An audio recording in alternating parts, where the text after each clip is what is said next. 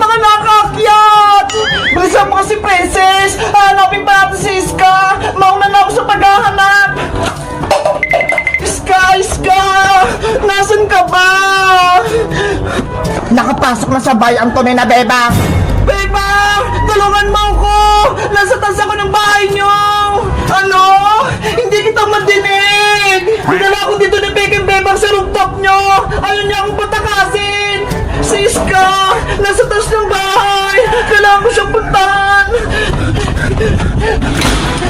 Hala! Sarado yung pinto! Pasaway talaga ang bebang na yan. Kailangan niya nang mawala sa mundo. Lagot! Nasugod na si Kukawa! Baka anong gawin niya kay Bebang? Kukawa! Buksan mo tong pinto! Kukawa! Anong kailangan mo rito, bebang? Umalis ka na. Hindi ka na kailangan dito ni Nanay Sitang. Hoy, Peking Bebang! Ikaw yung umalis! Ako yung tunay na anak ni Nanay! Hindi na ngayon dahil ako na ang mahal ni Nanay Sitang. Ang sama-sama mo, Kukawa! Kahit kailan, hindi mo ako mapapalitan! Ako ang tunay na Bebang at ako rin ang mahal ni Nanay!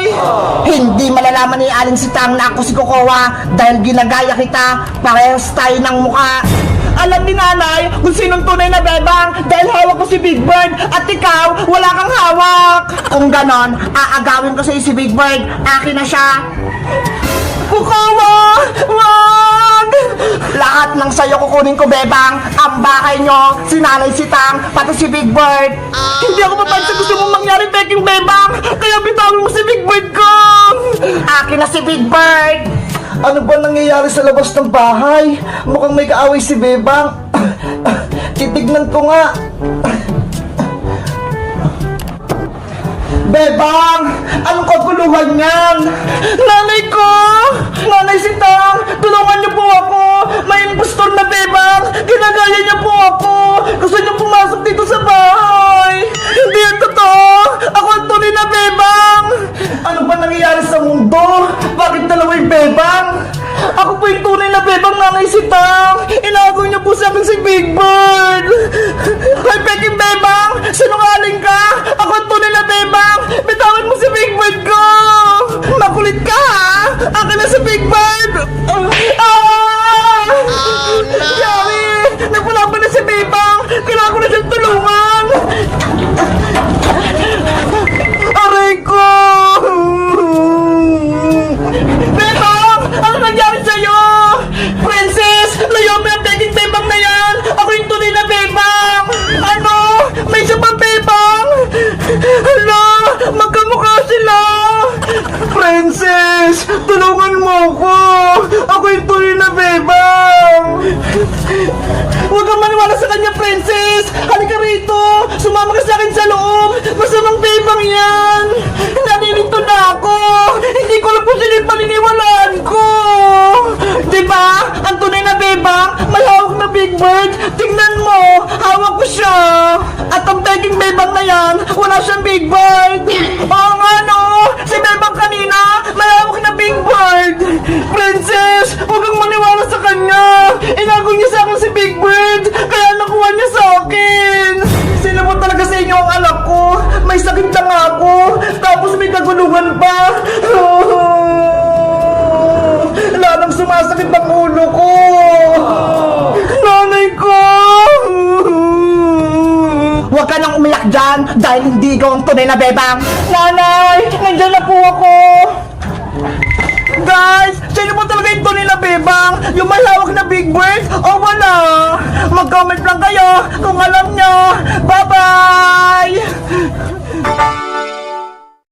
Dapat magawa ko na tong Graham Ball bago ko pumasok sa school! Lalagyan ko na nitong nips! Yahoo! Bebang! Tara na! Pumasok na tayo! Wait lang, Iska! Gumagawa pa ako ng Graham Ball para may baon tayo! Ay! Graham Ball! Masarap ka na! Favorite ko! Iska! Tulungan mo ako magawa ng Graham Ball para may merienda tayo mamaya kapag recess! Sige! Ay, magbilog-bilog ka, Iska. Paano ba to gawin? Hindi ko alam eh. Maglagay ka lang ng marshmallow sa loob ng Graham, tapos bilugin mo. Parang ganito, ho. Wow! Kapag nabilog mo na, pwede mo na siya lagyan ng sprinkles. Diba? Ang dali lang. Sige, susubukan ko.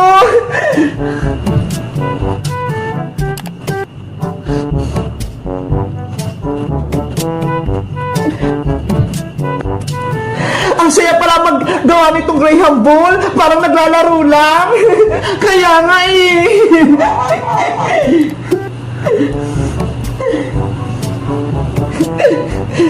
Eto, Bebang, okay na ba? Ayan, ganyan nga. Tapos, ibalot mo na dito sa sprinkles, o kaya dito sa marshmallow, o kaya dito sa may mix. Sa sprinkles ko na ilalagay. Ang ganda na nagawa kong Graham Ball. Masarap na siyang kainin. Marunong ka nang gumawa, Iska. Bilisan natin para matapos tayo kaagad.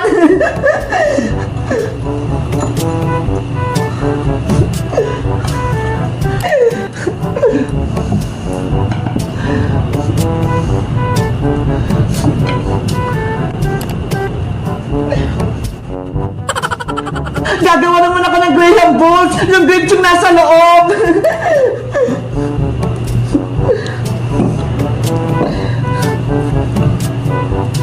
Bebang, marami ka atang gagawin na Graham Ball. Ibibenta mo ba yan? Hindi ya! Ipapamigay ko na to sa school, Iska, sa mga classmate natin at kay teacher. Pati ba si Princess? Bibigyan mo, Bebang? O, Iska, bibigyan ko rin si Princess. Kaso, may special na flavor ako sa kanya. Yung Graham Ball niya, lalagagyan ko ng kalamansi, hindi marshmallow. Bakit may kalamansi yan, Bebang? Maasim yan ah. Magiganti ako kay Princess dahil pinayak niya ako kahapon. Nagsumbong siya kay Aling Tere, tapos tinapon niya pa yung paninda kong itlog-itlog, kaya galit na galit ako sa kanya. Yari, mag-away na talaga si Princess pati si Bebang.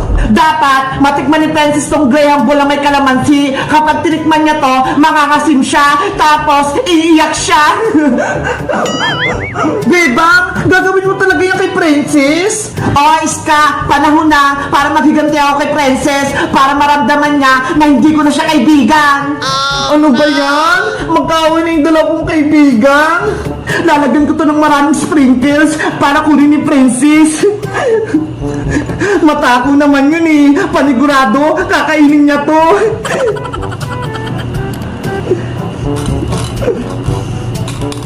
Bebang, tapos na akong gumawa. Puno na yung nalagayan ko. Wait lang, Iska. Gagawa pa ako ng maraming Graham Ball na kalamansi para maraming makain si Princess.